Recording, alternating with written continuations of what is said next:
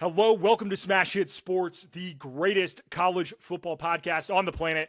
And we just had week one. It was incredible. We had, I think, more top 10 matchups in this week one than we've ever had in any week one.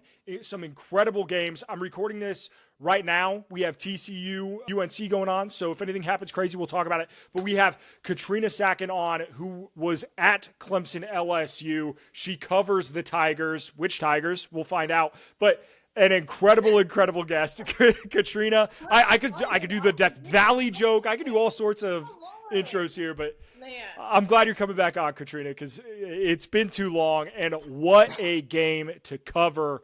LSU Clemson lived up to the hype. Unfortunately, you are on the Clemson sideline. I am. Not the result you wanted, but an incredible game nonetheless. What were your initial takeaways from being at the game? Well, Cody, first of all, thank you so much for having me again. I know we spoke maybe 2 seasons ago, and I think a lot has changed since then. Oh yeah. First off, I think it was exciting. I think that's kind of the word that comes to mind when I think about it. Was a matchup between 2 top 10 teams, and it was week 1 of college football season, and there was so much excitement surrounding this game. It was so loud in that stadium. It was beyond crazy. There were rumors beforehand that it was going to break the decimal meter. Like, it was loud. It was intense. I think there were high hopes for Clemson heading into it with Cade Klubnik entering another season with a couple seasons under his belt. I think their offense looks pretty, a little bit different from last season with the exit of Phil Maffa. That defense looks a little bit different with the absence of Barrett Carter now. So I think there were some questions. I think there was a lot of excitement surrounding this game. So I would say that was kind of my first thoughts heading into this game. Yeah, let's talk about the defenses, because I know college football fans and myself, I love a good 49-47 shootout thriller. Yeah. We didn't get a lot of those this weekend, especially in the top 10 matchups. So 17-10, the final score of this game. I want to say this about Clemson. I think this will be the lowest scoring game LSU has all season, holding them to 17 points. I think the Clemson defense did a tremendous job. Not quite enough to get the job done, but I thought everything looked like they were firing on all cylinders at all 3 levels. Yeah. I think one of the biggest things for me heading into that game is that defensive line. I knew heading into that game they had to be sound, they had to be dominant, and Dabo Swinney, even after the game, calling them a tough defense. Like, that's really what stuck out to me, to Clemson fans, to Dabo Swinney, is that defense was tough, and they have a pretty strong secondary. I'm excited to kind of see what they look like throughout the rest of the season.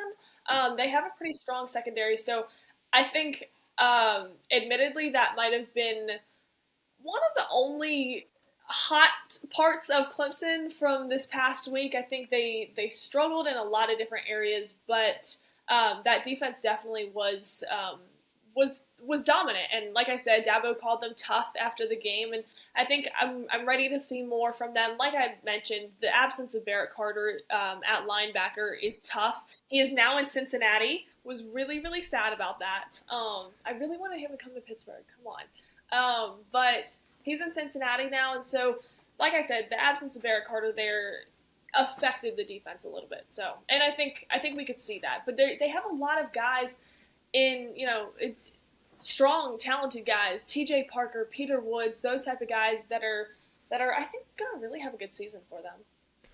Yeah, the front seven for Clemson is going to be their strength. I would argue that they have one of the best front sevens of any team in the country. I mean, Texas comes to mind. Their front seven's incredible. Ohio State, their front seven. But Clemson is certainly up there.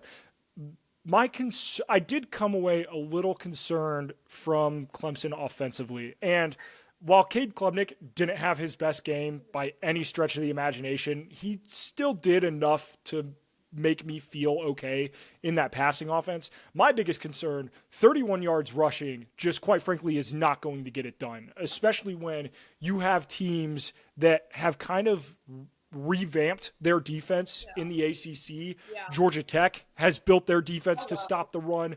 Miami showcased against Notre Dame that they could stop the run. That front four looked incredible. What is Clemson's, coming into the season, was the running game always going to be a question mark? Yes. Phil Maffa leaving. Phil is a tough guy. He's not the biggest guy in the world, but he almost, weirdly enough, he reminded me of maybe like a Le'Veon Bell type of situation, and I'll tell you why. The way he was able to anticipate holes in the gaps and just like kind of like maneuver his way through that was special and was different. Heading into this season, you have kind of two guys that come to my mind of guys that I'm hoping to see progress throughout the rest of the season. Number one being Adam Randall, who was a once wide receiver for Clemson, and then in that playoff game last season against Texas, broke free for that 41-yard rush, and that's when, offensive coordinator Garrett Riley was talking about, like, hey, maybe this guy can run the ball. Maybe we've got a little glimmer of hope, because honestly, I think for a little while they were grasping at straws. They were like, all right, Phil's going to be gone next season. What do we do with this ground game? Like, how do we get this thing rolling?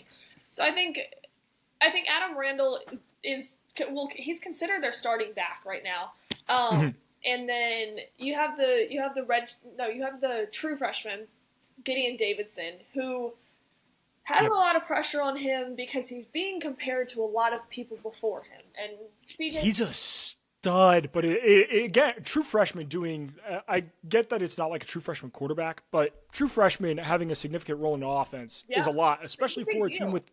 Yeah, especially with a team as high as expectations as Clemson. Like, the dude is a stud, and I expect him to progress. But yeah, it's something where it's like I don't know how much Clemson's going to rely on him in the first portion of the season. Yeah, and I think that's the case with anyone. Just kind of like anytime you're leveling up in any sort of magnitude of football or any type of sports level, there's a little bit of a transition period, which I think Davidson hit this weekend. But I also think I would almost rather see that rather than, okay, we're really easy. Oh, now you go play an SEC team. Now it's like, okay, I actually can't run against anyone. I would have rather, I actually think that might have done him a favor of, hello, welcome to college football. Welcome to collegiate defenses on the other side. Yeah. How do you run? How do you adapt? So CJ Spiller is one of their running backs coach, and he's made lots of comparisons, between him and guys like ETN and guys like playing style and whatnot and build. So I think Davidson could transition into a dominant guy for Clemson. Yeah. Let's talk about LSU a little bit, but before we transition to full LSU, the touchdown that got called back. I know that I am privy to watching it on a nice big flat screen TV in high definition with the slow-mo and all of this. I think that was a touchdown. that looked like a hell of a catch to me. What was the initial reaction in the stadium from because I thought, based on seeing it on TV, the fans were like, shit, that's going to stay. And then when it got overturned, it erupted. Yeah. Obviously, I report for the Clemson Insider, so I was rooting for Clemson. That was a touchdown. And had full possession, and that was a touchdown. And I think it's funny because I think by that point, Clemson fans were kind of like, okay, well, we need something to kind of get this ball rolling.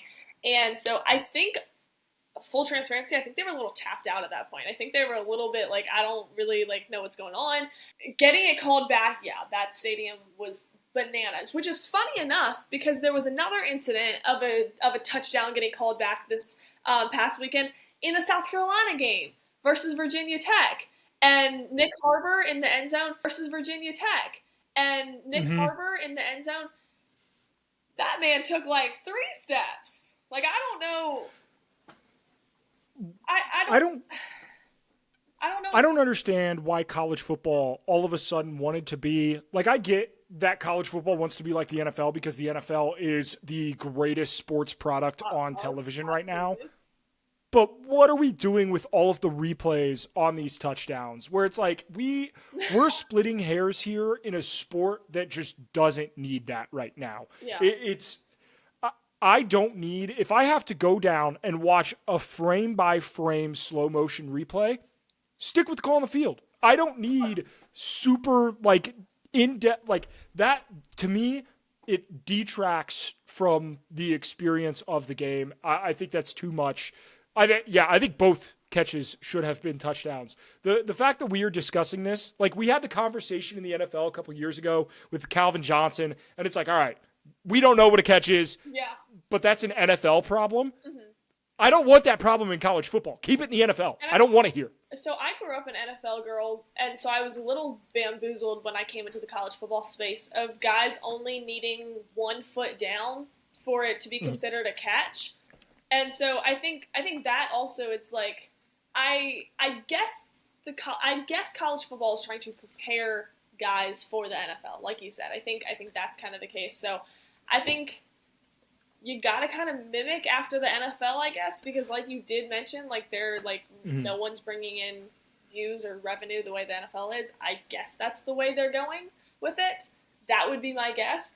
But I definitely believe, and like I said, like I was rooting for Clemson and I was rooting for Virginia Tech because what do I look like rooting for Gamecocks? Hello. Yeah. And I fully believed that was a catch by Harbor, and I fully believed that was an LSU touchdown. So. Yeah.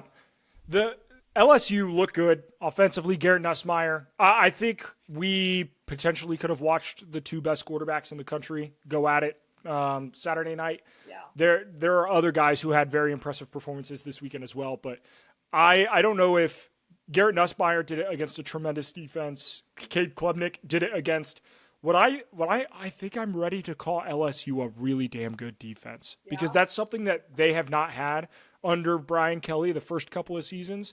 I think LSU is kind of back to that nasty defense. Harold Perkins looked good. Yeah. What was your biggest takeaway from this LSU team, having watched them play in person? I think for a week 1 game and a week 1 matchup of a situation where their opponent was ranked higher than them, I think they played really well. And I think there was a lot of talk, there was a lot of back and forth between the two teams before they came out, and then I honestly think it came down to who was, like, I know this is obvious, but like who was able to make more plays. Clemson could not get that ground game going whatsoever. 31 yards at the end of the game on the ground. That LSU defense was dominant against a lackluster running backs room, and I think that's kind of what the situation was, and LSU's defense looked good. It's funny because Dabo Swinney has talked about it beforehand. He really dislikes the fact that college football does not have preseason games. He has told me that in every single spring and summer workout press conference ever. He's like, I wish we could play preseason games.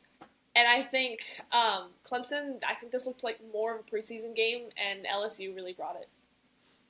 I think you make a great point there about college football not having a preseason game, because they also don't have an extended camp the way that the NFL does. Yeah. These guys get, I think, and I'm sure some dude in the comments will correct me if I'm wrong, but I think they have roughly like 16-ish full padded practices prior to week 1. Yeah. And NFL, you have weeks and then multiple preseason games. And this is where I think a little bit of treating college and professionals a little bit differently. I would actually like to see some sort of exhibition game be able to be played as a part of college football, because you do get, and when you look at all of the top teams across all formats, there were 2 types of games this weekend. There was either 2 top teams that kind of struggled a little bit out of the gate. When you had Notre Dame, Miami struggled in the first quarter, both teams. Yeah. Texas, Ohio State, Jeremiah Smith was dropping footballs. Do you know how crazy it has to be for that man to drop a football? Yeah. Like in a lot of the big games, you had teams start slow, not really feel it out. And then the other side is you had teams who would schedule cupcakes, truly getting kind of a preseason game, and then they would blow them out of the water. Yeah. And I'm not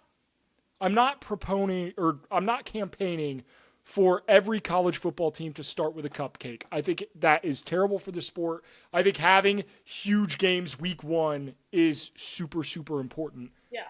But if you want to see the best quality of games in week one, I think we need some sort of exhibition. I think Dabo Swinney is right on the money there. I think it's like 2. And he also talks about, he's like, I think this is true. And again, somebody will correct me if I'm wrong.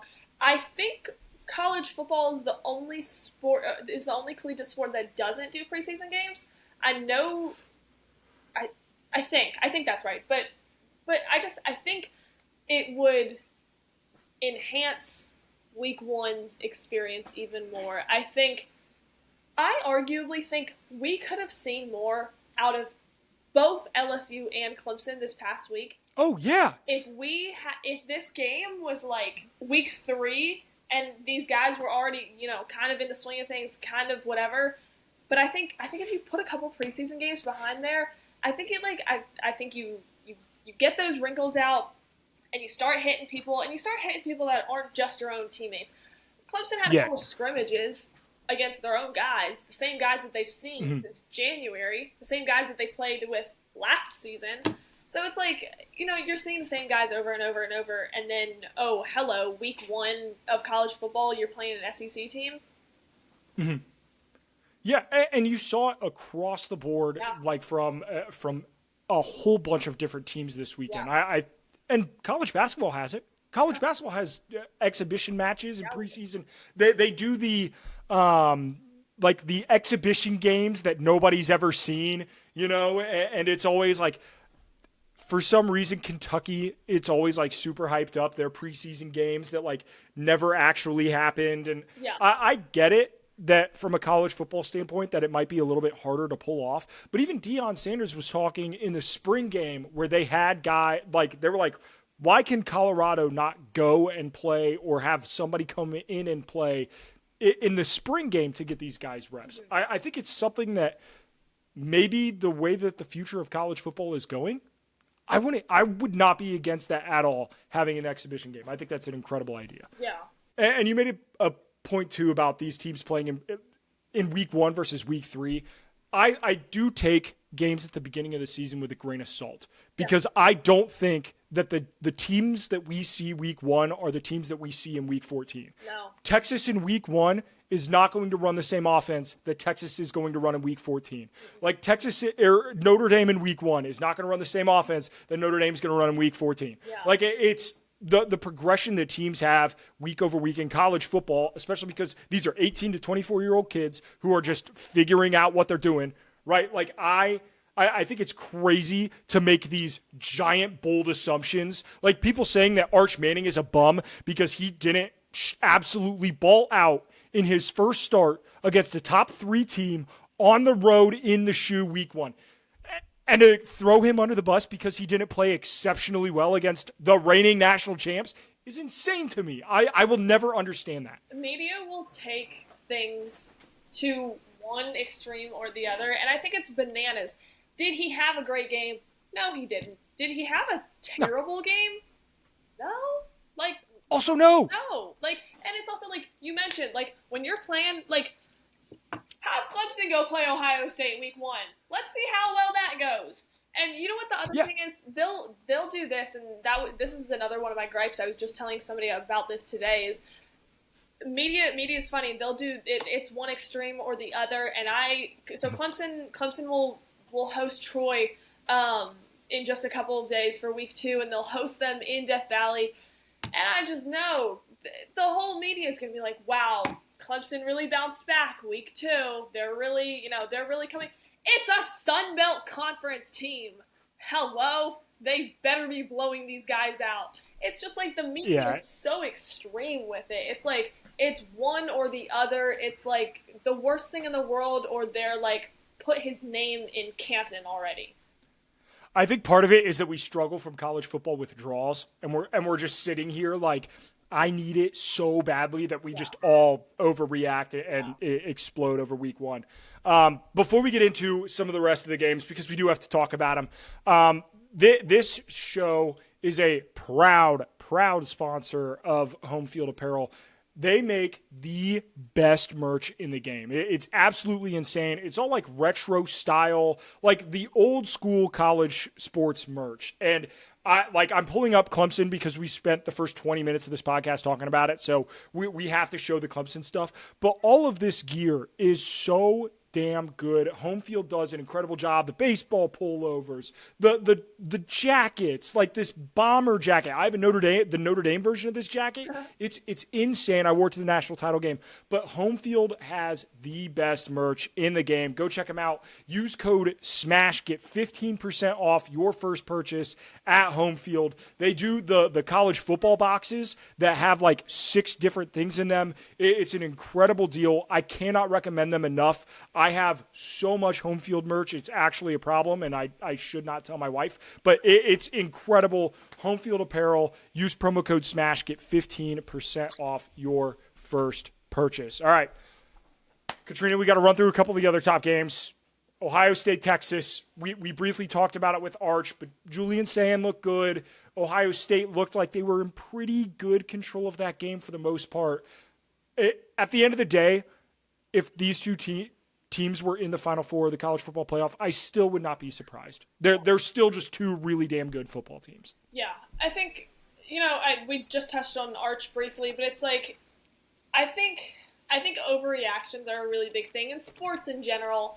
And you look at a guy like, first off, I'm a big proponent of college football players when they get drafted into the NFL, especially if you're playing quarterback, to sit out a season behind an experienced guy, especially if you're able to play behind a veteran. And we have seen the results. We've seen Brady sit behind Bledsoe. We've seen Rodgers sit behind Favre. We've seen this stuff. So I think just the boldness of which people are talking about Arch Manning being an absolute bust and he's just not meant for college football and he's not going to make it, I think that is an extreme overreaction. But, like I said, I think he had like 160 passing yards or something crazy. Again, not an outstanding game, not a bust. Not yet, at least. Yeah, I agree 100%. Let's go down the list. Notre Dame loses to Miami, another top 10 matchup. As a Notre Dame fan, I'm wearing the shirt. That game pained me from a college football fan perspective because I don't think Notre Dame threw a downfield pass until midway through the third quarter. Yeah. It was just super frustrating to watch. But I think my bigger takeaways are not about Notre Dame, but it's about Miami, the way that defense played. Because that was what sold Miami at the end of last season was their defense. They just sold. Yeah. Carson Beck looked good. He looked exactly what you would expect from a starting quarterback who's gotten years of repetition in the SEC. Yeah. But the defense, damn, that defense looked good. Yeah. I came away thoroughly impressed with Miami. Yeah. And until the very last moments as well. It was they were competitive and close all the way throughout the last moments. And I think I saw a lot of people talking about Carson Beck and about just how he looked different. He looks more experienced. He looks like he's comfortable now. He looks a little bit more comfortable. I saw him at ACC kickoff a couple of weeks ago, and he was talking about how confident he was in himself, and I think that was pretty evident last night against Notre Dame, a dominant defense as well. Yep. He looked a secondary that I still think that Notre Dame is a college football playoff team. I still think that they are going to be a tough team to beat week in and week out. Now their next game not going to be an easy one. They get Texas A&M at home. Yeah. That's going to be a tough one. But I don't feel any worse about Notre Dame coming out of that game than I did going into it. That was a 3-point spread on the road. You lost a late game, score against Miami, a damn good team. I don't feel like my season is over, at least, like I did with the Northern Illinois loss. And we still ended up all right after that. So It is what it is. I do want to talk about a team who I think's season is over. Okay. I think it's done. I think it's over. I think it's toast. I think it's done. I think we can, Katrina. I'm glad that you got the dark colors on because it is kind of a funeral vibe. So let's just take this is terrible podcasting, but we're going to do it. We're going to take a brief moment of silence. Okay. And what we're going to do is we're going to take a moment of silence because there is somebody who they've been in our lives for so long, right? Every Saturday, they're the talking point, and they've been around, and they are the biggest boogeyman in the sport. We mourned the Patriots dynasty, not because we loved them, but because they were a talking point each and every weekend. And now we get to mourn another dynasty, a dynasty that has plagued my existence as a Notre Dame fan after the brutal ass whipping that we took at their hands in 2012. The seeing ghosts of Manti Te'o is trivial compared to what this team did to me. I will never, ever forget the Alabama Crimson Tide. Their run is over. A moment of silence. Holy shit, it's over. I'm so happy. I'm so happy. The downfall of Alabama. That game was disgusting to watch. It was disgusting to watch. And it's not that Alabama lost, because Alabama losing is not like, Alabama lost at times under Nick Saban. It happened. Yeah. Alabama has lost at times to teams that they are better than. I think they are a better roster than Florida State. Yeah. It's the way that they lost. Yeah. They showed no heart. Florida State completed 9 passes, Katrina. Yeah. 9 passes. That means how they beat Alabama was they just beat them at the line of scrimmage. Yeah. They beat them at the line of scrimmage, play in and play out, 31-17. It's over. It's a bold claim, Cody. I'm going to take one overreaction from this weekend. That is my overreaction. Overreaction. Okay. But I do think there's some truth to it. Yeah. I think sports in general is funny because it's a lot more than just what you see on the field. And Tommy came into the game just talking about how different they look without Saban, and he was trash talking. He's been trash talking this whole summer. I'm a big fan of Tommy. Crazy. Met him a couple weeks at ACC kickoff. A really, really sweet guy. Like, it's funny because he's such a nice guy. He's a very sweet guy. And he's another guy just like Carson Beck.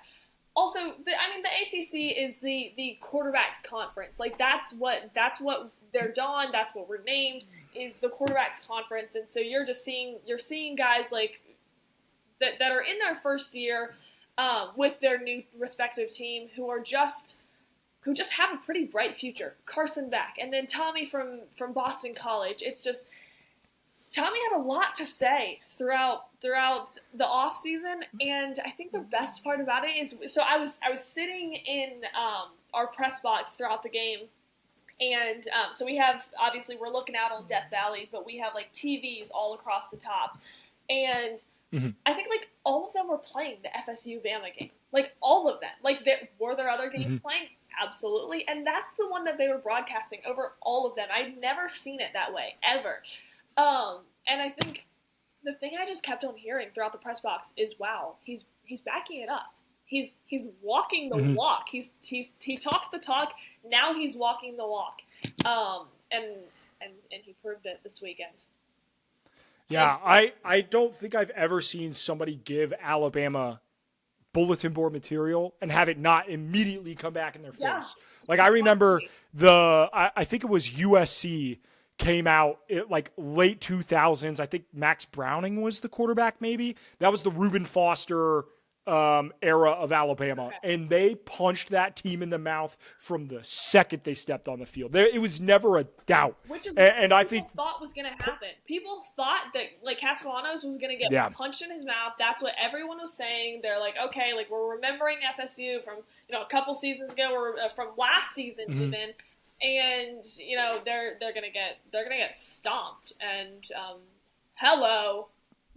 Yeah, I don't think we've ever forgotten a 2-14 completely falling apart dismemberment of a season than the way that we just forgot that about Florida State. Yep, like it's exactly. Like Florida State fans have to be the most relieved fan base in the history of college football, knowing that they won that game, because that 2-14 season, like if they let's say they come out, they lose to Alabama, they start slowing the ACC, like maybe Mike Norvell, they start talking a little bit. Like, it was that one good year, like the exception to Mike Norvell? And all of that is just washed away. All of that is washed. It's a baptism by Bama, and it's incredible. It's the guy who ate the nobody remembers that the guy didn't eat the dog shit. And now that I'm not like happy or sad for Florida State because it is what it is. It's the Seminoles. But their fans have to be so relieved. And I think that's funny. I think one of the most important things to note through this is, I think you mentioned it. They didn't have a lot of receptions. They didn't have a lot of, it wasn't like FSU wins on like a fancy trick play at the end of the game. It wasn't it wasn't anything crazy, which I think goes to prove that it's like FSU, the Seminoles were playing fundamental football throughout this whole thing. They were playing clean, sound fundamental throughout this entire thing. It was not like just, Castellanos just magically had a fabulous day. It wasn't just like magically some receiver was like just bazonkers like the day. It was good, straight fundamental football, which I think bodes well for the rest of the season. If you're playing good, solid football week 1 of the college football season, I think that's a big deal. I think that says a lot about what your team is built on and what Norvell has coached these guys up to be throughout this offseason and how that preparation has played out in these games. Yeah, no, I think you hit the nail on the head. That this is, it shows just how good of a coach Mike Norvell is and the job that he's done, because they absolutely could have collapsed or fallen on their heels, and they didn't. And that's a testament to what they've built in that program. Yeah. Recapping a couple last games, Auburn-Baylor. Auburn looked like a tremendous football team against Baylor.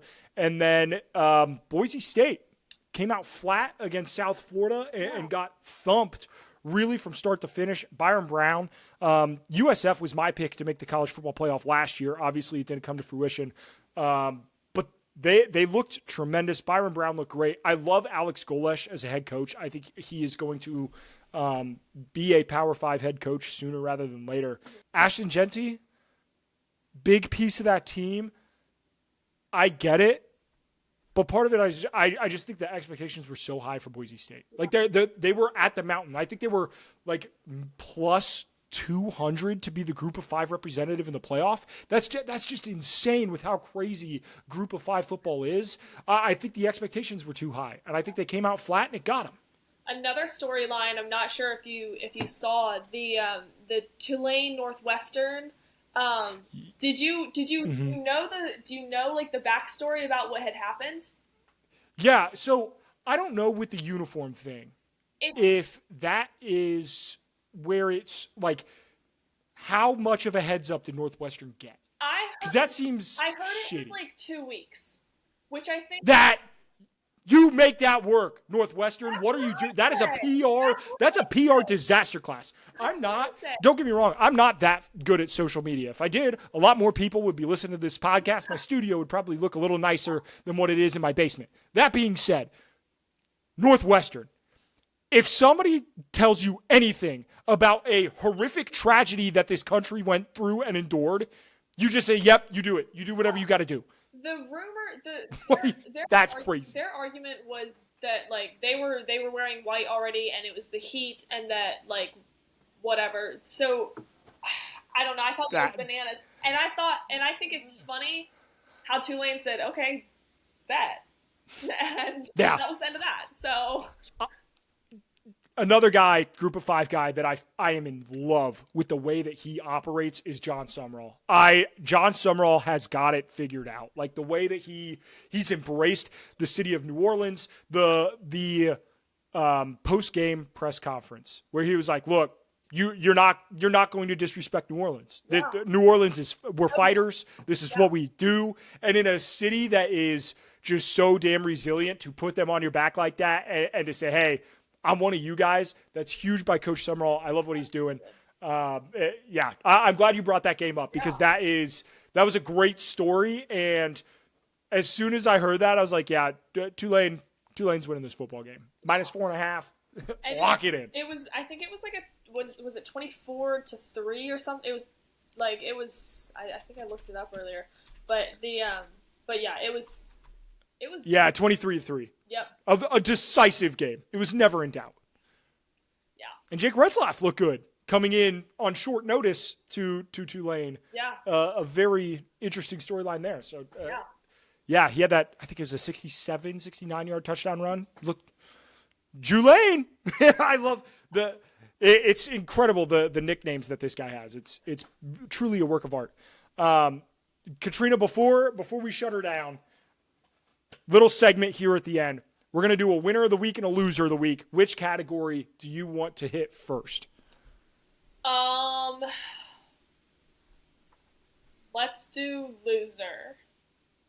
Okay, loser of the week. Okay. Since you are the guest, I will allow you to pick your loser of the week unless you want me to go first. So you can, because I did not give you any advance notice to this at all. So if you would like me to give my absolute loser of the week, I can most certainly do that. I feel like I might have like a hunch about who you might pick for your loser of the week. So I'm not gonna take yours. I'm actually going to go with my very own Clemson Tigers. And I'll tell you why. I think there's a couple different things. That ground game was embarrassing. It was flat out embarrassing, and I think Garrett Riley, their offensive coordinator, I think Dabo Sweeney, I think a lot of people had a lot of high expectations for this ground game. Obviously, I work for the Clemson Insider, so I can't tear into them too much. Love Clemson, love reporting for them. So, but I think it's embarrassing, and they cannot win ball games against opponents, against highly ranked guys with no ground game. And I think that has to be something that's on the come up. So I think, and that offense was sad. I think, a big point that I forgot to mention, Antonio Williams, their starting wide receiver, went out in the first quarter with a hammy, was unable to return for the rest of the game. So I think Cade Klubnik was also thrown off a little bit by the injury, and obviously week one it's hard to go down with a starting injury like that. So that offense lost them the game. I would almost say that the loser of the week is Clemson's offense. I'm not even going to put the defense in it. That's a great point. That's a great point. They're absolved. For me, is Clemson's offense. My loser of the week. I could go with Alabama here. Unfortunately, I have the problem is I did my spiel earlier and we had the moment of silence, right? And so now they're dead, and I don't want to beat a dead horse, so I'm not going to do that because we already mourned the Alabama Crimson Tide. So instead, my loser of the week is as personal as it gets, and it's me. I am my loser of the week, and here's why. I made a video that went out on the old Instagram and TikTok, and it is my most viewed video that I've had in a while. A couple 100,000 views talking about teams that I hate, and it was hey, I'm a Notre Dame fan. These are the teams that I hate and why. And at the top of that list was Ohio State, and they beat Texas. And also on that list was LSU, and they won. And then my team went out in a primetime game in which they are the only game on TV, the only college football game going on, Sunday night, Labor Day weekend. Everybody's tuned in, and they showed up flat and lost. So my loser of the week is me. You were bad because out here, man. Yeah, I just took L after L after L. So because I lost 3 times this weekend, I am my loser of the week. Myself. There we go.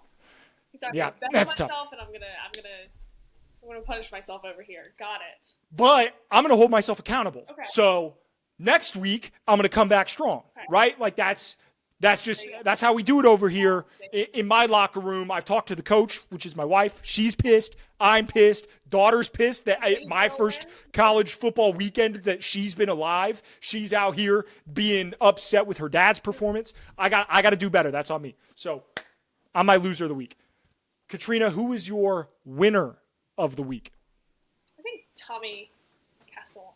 Castellanos is my winner of the week. I think to go into a game of that magnitude and of that pressure and of that, on a stage and a crowd that has just the magnitude of that game, to be able to talk the talk and be able to back it up, I think that's something that we really don't see a lot. And Clemson obviously was not able to back up who the real Death Valley was this week, who the real Tigers are this week. So we kind of took an L in that department. So I think seeing somebody who is able to back up what they're talking about is refreshing. So I think Tommy's my winner of the week. I think just the way he was able to lead that offense this week is encouraging for them.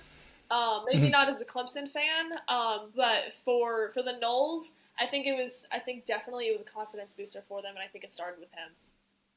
Yeah, I think they're going to end up back in the top 25 this week. Like it is truly a phenomenal performance by a guy who needed a fresh start coming from Boston College and looks like he's got it. Yeah. So that's a phenomenal pick.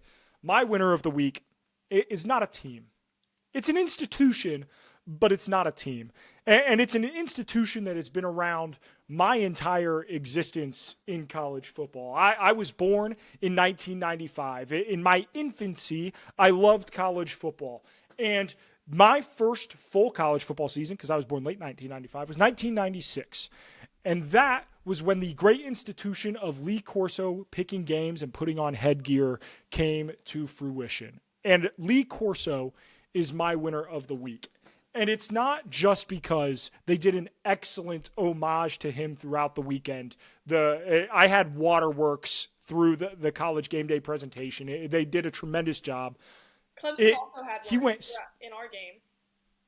It was great. Like I don't think there's ever been somebody because most college sports fans, I mean, hate is bred in college football, and I don't think there is any for Lee Corso.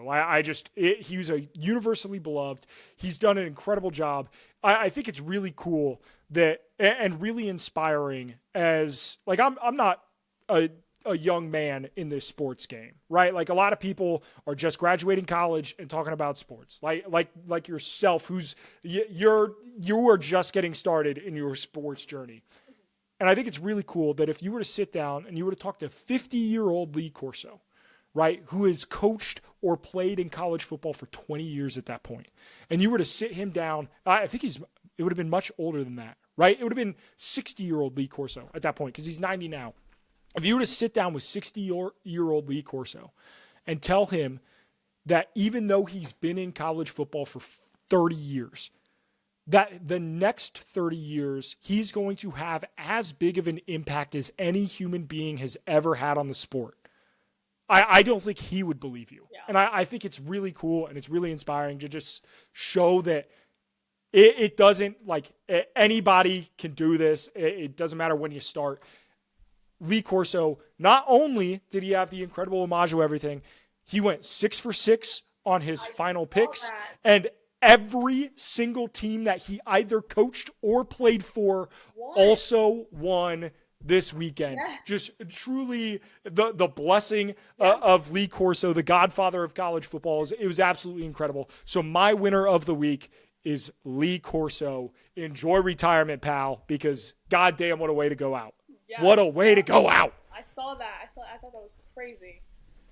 Yeah. All right. Well, Katrina, we went a little long, but I appreciate you sticking through it with us. I know the listeners greatly appreciate your insight. And if they want to get more of that insight, where can they find all of your work? You can find me at Katrina Sachon on Instagram and TikTok and Facebook and the Clemson Insider and Twitter. So don't keep my Twitter updated too much, but you can find me on Instagram and TikTok and Facebook. Yep, go give her a follow. Katrina, your content's incredible. I always enjoy seeing it coming across my feed. So if you are listening to the audio version of the podcast or the YouTube, it will be in the description. Go give her a follow. We really appreciate you coming on, Katrina. And if you are listening to this point, like and subscribe, do all those things. Be a friend, tell a friend. We are closing in on 500. I think we just crossed 550 YouTube subscribers, so 600 is the next goal. I really appreciate all the support, and we will see you in the next one. Bye.